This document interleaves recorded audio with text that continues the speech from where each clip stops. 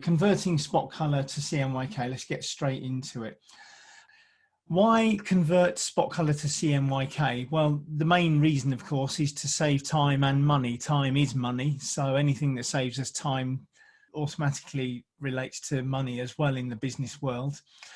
If you don't need to run spot colors within a CMYK job, let me just clarify that this is rarely done if you're not already running a CMYK job. You may want to just run CMYK on the press to meet spot color if you've already got a CMYK press set up with the inks all in there, but it does mean running all of those CMYK inks where you could just be using one unit. So there's a little bit of decision making to do.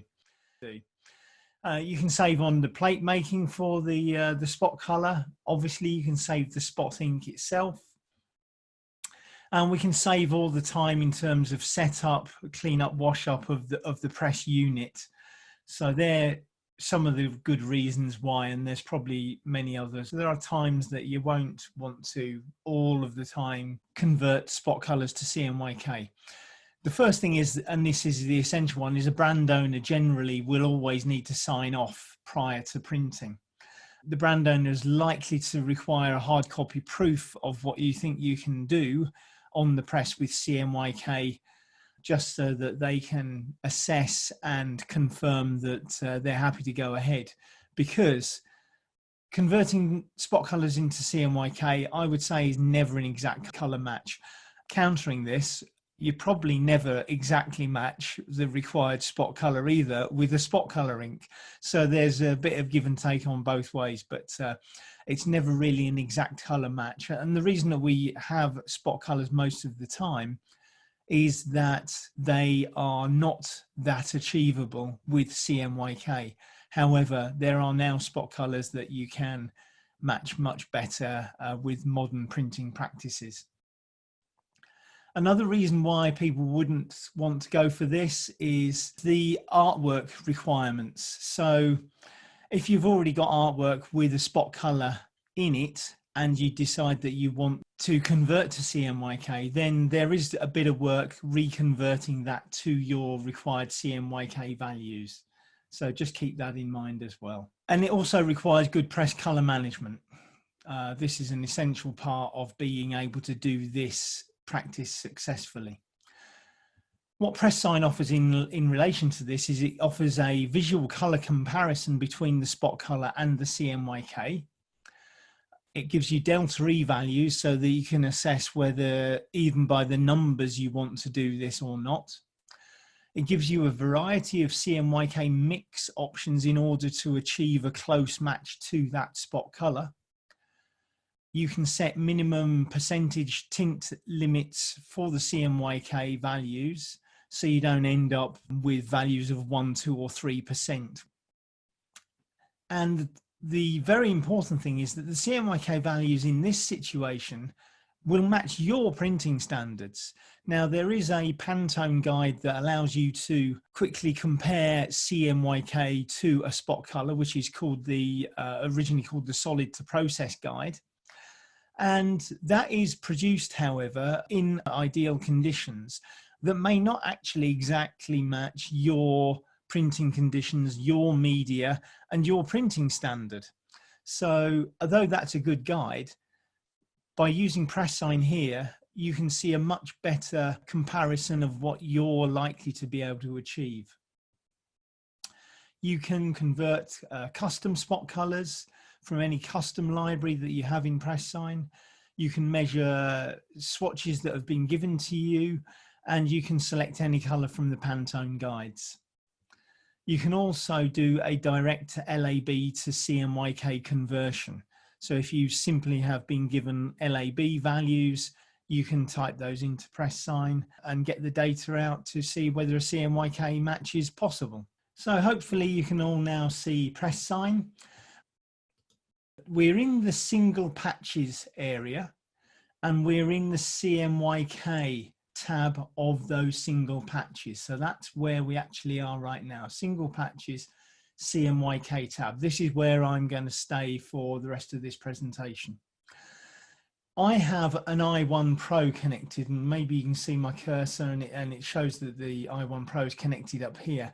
And I have some sample swatches in front of me. So I'm going to measure one that I'm loosely going to describe as being a violet. So if I measure that color, so I'm literally going to click on it, we get a set of data up in pressSIGN in this window to tell us about how that might convert into CMYK. So let's have a look at this. The areas that I really want you to look at are basically this area and this area here, and then we'll come down and we'll look in this area here. So let's start off in this area here. We're told that we've measured a lab value of 30.17, 54.82, and minus 44.49. That's actually matched over here in this area on the right hand side. So those values are related over on the right hand side. What pressSIGN does is it shows you the outer ring circle is the Lab value, and then your inner ring at this situation shows you your CMYK breakdown, the closest match that you can get for that particular color. And it says here cyan 64, magenta 100, 0 yellow, 0 black, and it gives a lab value, and it also eventually gives you the delta E at the end here, 5.7. But you at least now get a visual between the two. And you may or may not, or the brand manager may decide that that is close enough, or you might decide that that's not close enough. We've got a lot of duplication of data. So the 5.7 delta E number is actually repeated just here. It's saying that that's the closest match that we can achieve. And the cyan and magenta values are all shown in this area here of the window below. So we have our 64 and our 100 here. So in the lower box, really in most situations, you're only going to want to consider the top 2 or maybe 3 colors that are shown here. The very best delta E value will be the first one that's actually shown to you. So this line here is the best delta E. Delta E 2000 is the one that we always use for spot colors. The next one down will be close, but in some situations you might have a second option that you think, or your brand manager thinks, is a closer option to the one that's above. And this can be because we show a hue value as well. So the hue delta E might actually point to you visually as having a slightly better match. The reason that we've got so many other colors here that really commonly look so far away is that pressSIGN presents every mix option that's available to you from cyan, magenta, yellow and black. So in the top line, the best one is 64 cyan and 100 magenta, but the next one down has elements of cyan, magenta and black. The next one down is cyan and black on its own. And you'll see there's never the same mix anywhere down in the rest of this list. But if we then look back up to this area here, this area here allows us to select which colors pressSIGN is using in order to provide us with near matches. So if we know that cyan and magenta in this situation are going to give us the best options, then there's no point in having anything to do with yellow. So we can actually turn the yellow off, and that will reduce the amount of colors in the options list below. And I could go ahead and turn off any other colors as well. So really the idea is that it's this list here that gives you the very best color match. We can also force pressSIGN to use cyan, magenta, yellow and black if we want to, by clicking on a button, or we can force it to just give us an option of CMY as well. So those two options are there. And here we can select that there is a 10% minimum for any of the colors. If I reduce that to 5, it's pretty dynamic, and it now changes the valuations and I've got a 5% black instead. So so it's quite interesting to change those and see where that takes you with the color values. I'll just add another color in. I'm just going to add a kind of a bluish. Some people might say this is fairly near to reflex blue. And here we have some similar data. So hopefully that kind of clarifies some of that area for you. One of the other things I just want to show you in this dialog box now is that on the left-hand side in our color inspector window, that is live based upon the color that you roll over. We can also go in here and name colors. If you double click, you can actually type a name into that box as well if you want to. The other way that we might do something within pressSIGN is select a spot color from a custom library or a Pantone library. So if I just choose a Pantone library and I type in 338, then pressSIGN will show us the lab value of that spot color, that Pantone 338. And again, inside here, it will give you a visual and a breakdown of the CMYK values for that specific color. So it's all pretty easy, and all of your color libraries, you can choose anything from one of your custom libraries or the Pantone library.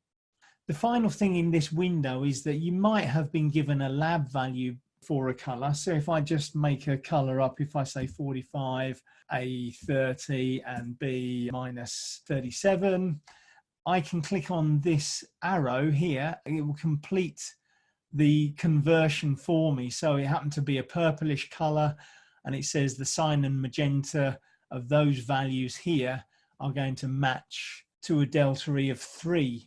So the delta E value of 3 is there. Another little tip is that you can double click in this circle and that will transfer the color from that window into this window. If I just double click the inside, it moves in and says it's a mix of cyan and magenta to give me that lab value. If I go to the outer ring, it will just provide that LAB value but with no definition. So it doesn't know the name of the lab value that I've selected down below. One of the most important things is that this is based upon your own color target. So the target colors that are being converted to are shown here. And of course, you can change them just up in the job settings here. So you can select your job settings and just select whichever target standard you require. Okay, and that can be, of course, a target standard that's customized for your own press, which is really where a massive amount of extra power comes from for this particular solution. Thank you very much for listening to this. I hope you found it useful. If you need to know more about pressSIGN, please contact me at www.bedonina.com.